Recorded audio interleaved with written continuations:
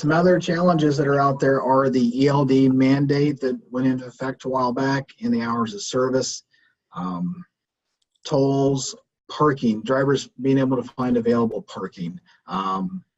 With the hours of service the way they are, if a driver can sleep in a lot where he's going to be loading or unloading, is advantageous because if the nearest truck stop is 20 minutes away, that's just starting his clock that much earlier and getting it started versus it being able to start after he's either unloaded or loaded. So that helps preserve some of their hours for the day.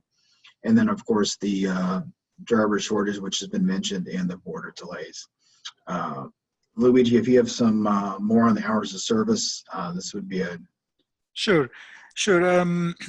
Hours of service, well, what we all know what happened when DLD became mandatory for truck drivers. We all saw an increase in truck rates.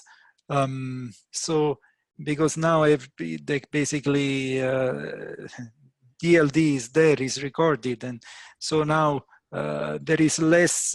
I would say that even there is like a 30, if I remember well, every 8 hours of drive, there has to be a 30-minute break.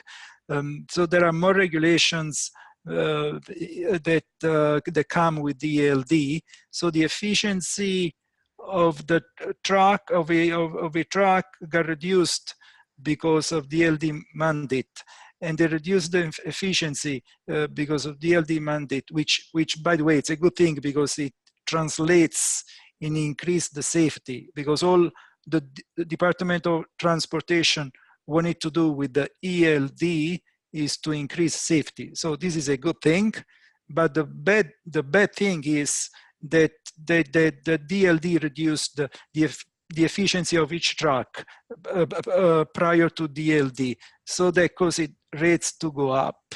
So that's kind of that's my take on this. Yeah. I think the biggest thing that I like to tell people is just with the log situation the way it is now. Once a driver starts his day, the time is started for the day, and extending it isn't. The options are a lot more limited to extending his hours for the day. So he needs to be as productive as possible in that 11 hours. So he can get the 11 hours of driving in, is 14 hours total, but he just needs to be as productive as possible in that time span. And that's why limiting any extra, trips or wait time at docks is so critical right now. I do have a question while we're on the slide about the border delays and border crossing best practices. As you all know, there are a lot of delays, especially on the southern border between the U.S. and Mexico. I do have several articles out there that have the delay times, and this is straight from U.S. CBP updates and what they're doing at the border in order to add more staff there. Just 2 weeks ago, border delays in El Paso were 14 hours, for example, coming northbound from Mexico.